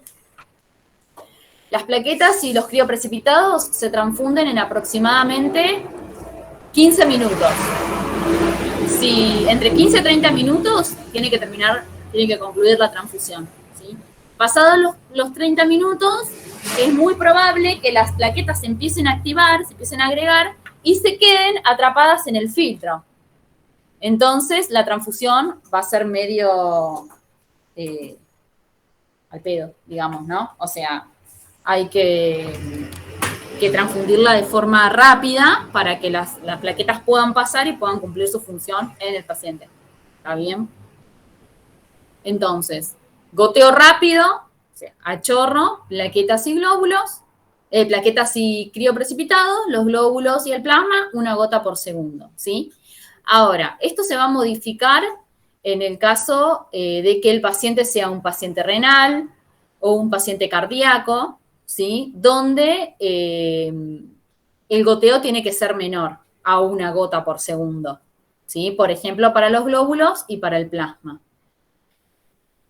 Con respecto a las plaquetas, se siguen transfundiendo de la misma manera, ¿sí? Pero lo que es glóbulos y plasma, el goteo va a ser menor. Por eso siempre, antes de transfundir a un paciente, hay que preguntarle si tiene problemas cardíacos, cuál es la patología de base por la que está internado, ¿sí? Porque muchas veces en la orden de transfusión, por ahí el paciente es un insuficiente renal crónico, ¿no? Y ellos te ponen anemia, pero no te avisan que el paciente es renal. ¿Qué fue lo que me pasó el otro día? Me habían puesto que tenía una anemia, pero no me habían avisado que el paciente era renal. Entonces, es de muy buena práctica preguntarle al paciente por qué está internado, ¿no? Porque cuando el paciente te dice, tengo una insuficiencia renal, vos ya sabés el goteo que tiene que llevar esa unidad, ¿sí? Por eso es importante. Bien, y también si es hipertenso, por ejemplo, que no se le puede pasar solución fisiológica con la sangre, ¿sí? La solución fisiológica tiene sal. Entonces, si es hipertenso, solución fisiológica no se le puede pasar. En todo caso, la medicación los médicos se la pasarán por dextrosa y nosotros no podemos pasar la sangre en paralelo con solución fisiológica, tiene que estar solita. Se limpia la vía y se pasa la sangre sola, ¿sí? Si tenemos que hablar con qué se puede transfundir la sangre, esto que les digo, solamente en paralelo, por una misma vía, la unidad de glóbulos rojos se puede transfundir con solución fisiológica, ¿sí? Ni con dextrosa, ni con antibióticos, ni con ningún otra solución que se le pase, ¿sí? Lactato Ringer, todo eso, no se puede. No se puede transfundir. Y se lo puede transfundir con solución fisiológica o con albúmina, ¿sí? Con el concentrado de albúmina, si es que se lo están pasando por vía intravenosa en ese momento, se puede pasar por la misma vía la sangre, o la sangre en paralelo, si el paciente, por ejemplo, está con una hemorragia, ¿no? Donde hay que pasarle glóbulos rojos, hay que pasarle plasma, por una misma vía se puede pasar glóbulos rojos y plasma en paralelo, pero no más que con eso, ¿sí? La dextrosa, por ejemplo, lo que hace es aglutinar de cierta forma, ¿no? Los glóbulos rojos, y eso hace que tape la vía. Es por eso, porque al taparse la vía no puede pasar, entonces se dificulta todo. Por eso es que la dextrosa no se pasa con los glóbulos rojos, por ejemplo. ¿Sí? Bien, entonces, una vez que comenzamos a transfundir al paciente, los primeros 15 minutos es ideal quedarse con el paciente en la habitación, preguntarle cómo se siente, ¿no? Por si llega a haber alguna reacción transfusional hemolítica aguda, poder detenerla a tiempo y rápido, ¿sí? Obviamente esto, lo que es una reacción hemolítica aguda, va a suceder en el momento, ¿sí? Entonces, si vos estás ahí los primeros 15 minutos, te vas a dar cuenta y lo vas a poder detener. Pero bueno, no te va a pasar si mantenés los pasos previos, como habíamos dicho, como reagrupar al paciente, identificarlo, reagrupar a la bolsa y demás, ¿sí? Bien, entonces, cuando hay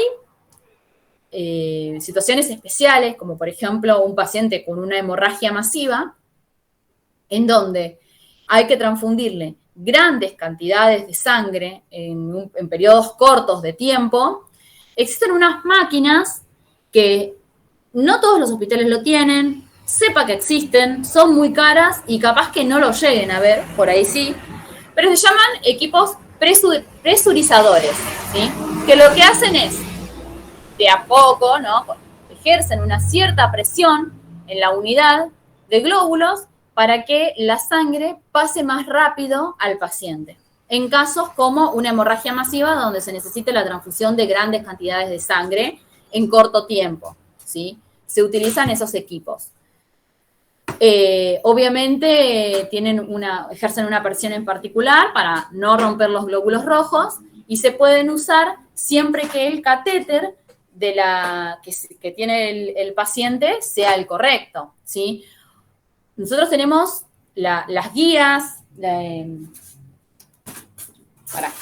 ahí voy, se los quiero mostrar. Tenemos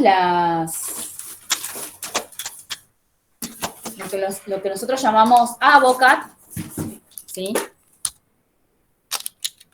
Ahí se los abro. Que son las agujitas para la transfusión, ¿sí? El AVOCAT lo que tiene de particular es que es una aguja, pero tiene un teflón, ¿sí? Está recubierto por un teflón. Entonces, lo que yo hago es punzar al paciente, ¿sí? Y dejarle adentro, en la vena, el teflón. Saco la aguja y dejo el teflón.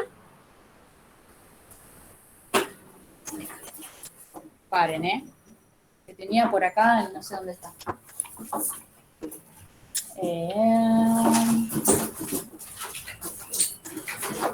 Acá. Y engancho la guía de transfusión, ¿sí? Esto va a estar dentro de la vena del paciente. Que sea de teflón le va a permitir al paciente moverse, ¿sí? Doblar el brazo sin que se clave la aguja, ¿sí? Porque no va a tener la aguja, va a estar el tefloncito solo.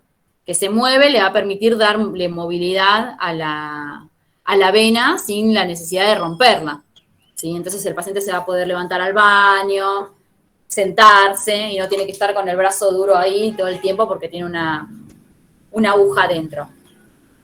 Bien, estas tienen el calibre de las agujas. Para la transfusión, la ideal es la de 18. ¿Sí? El calibre de la aguja 18, que va a ser de este color verde. O sea, el color del teflón va a ser verde. Este es rosa. El color rosa pertenece a un calibre de 20. ¿Sí?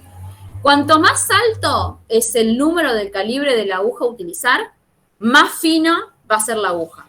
Cuanto más bajo sea, más gruesa va a ser. O sea que una 20, una Avocat de calibre 20, va a ser menor, va a ser más fina que una Avocat de calibre 18, que es la ideal para la transfusión de glóbulos rojos. ¿Sí? Con la de calibre 20 también se puede utilizar para la transfusión de glóbulos rojos, pero va a pasar un poquito más lento.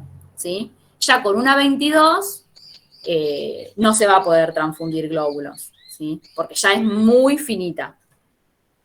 Ahora, si tengo una 16, que es más gruesa que una 18, la sangre te va a pasar, pero perfecto. Pero para poner una 16, tenemos que palpar una vena gruesa, de forma que pueda soportar el calibre de esa aguja, ¿sí? Entonces, cuando vamos a utilizar equipos presurizados, por ahí conviene utilizar Avocat 16, que son más gruesos, que vos sabés que el paciente tiene una vena gruesa, que se va a tolerar el pasaje de sangre a presión, digamos, ¿no? Con un alto flujo, digamos. Para los bebés se utilizan unas agujitas que se llaman butterfly, o mariposa en inglés, digamos, ¿sí?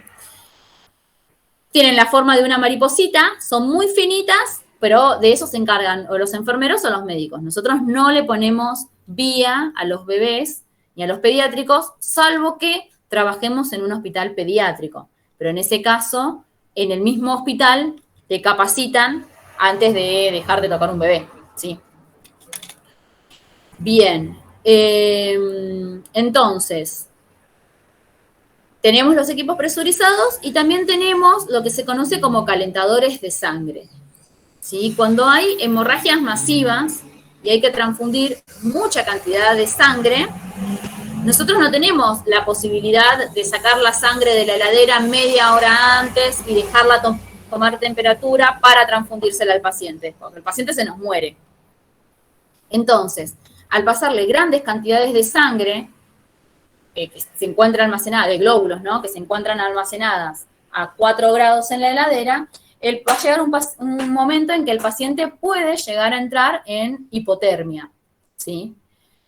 Entonces, para evitar la hipotermia en los pacientes, existen unas máquinas que son calentadores de sangre, ¿sí? Que le dan la temperatura adecuada para que la sangre no se molice ni se coagule y que le pueda aumentar su temperatura para transfundirlo al paciente de una forma más cálida y evitar la hipotermia, ¿sí?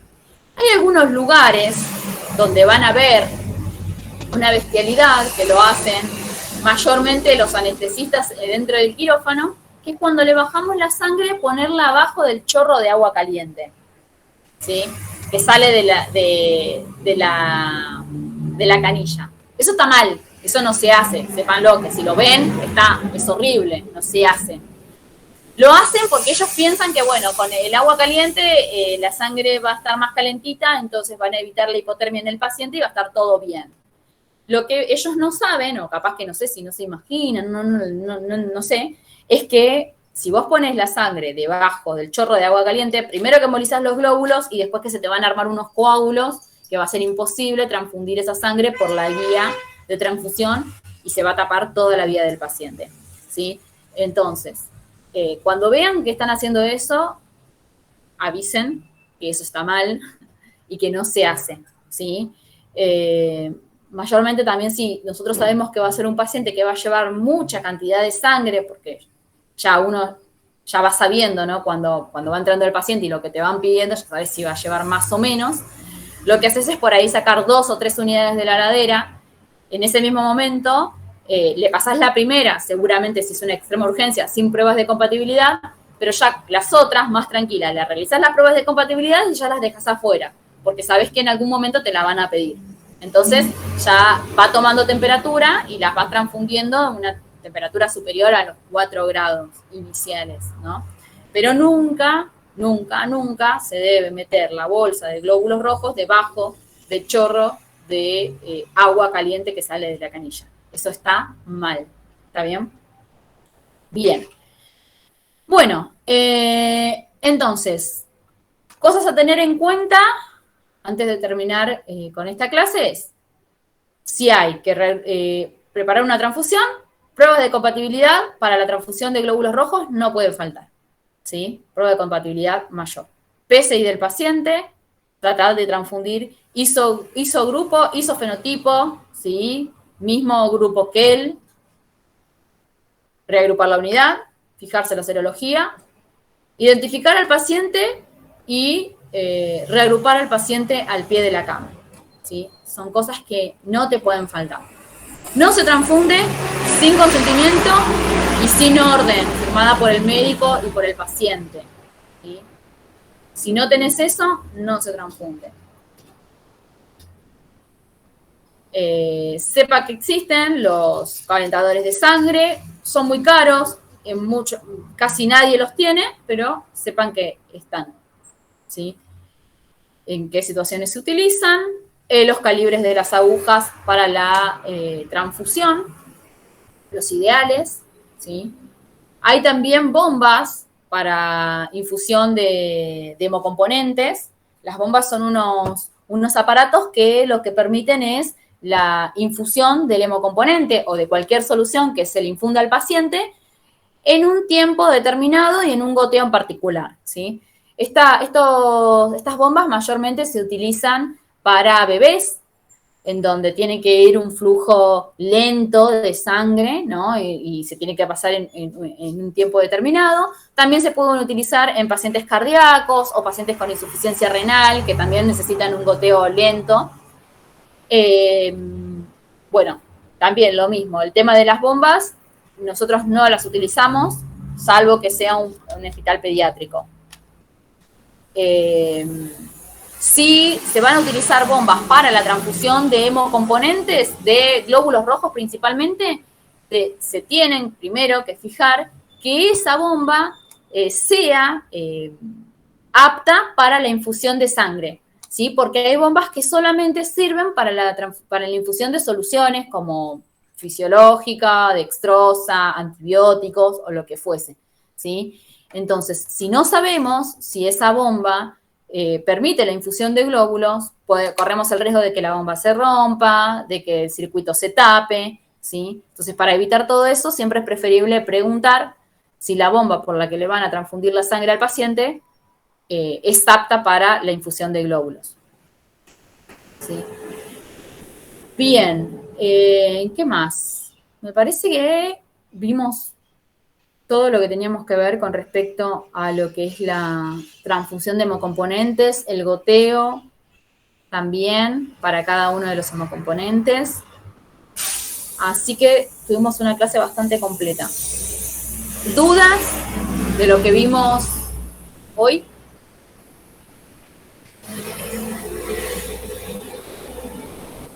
Bien.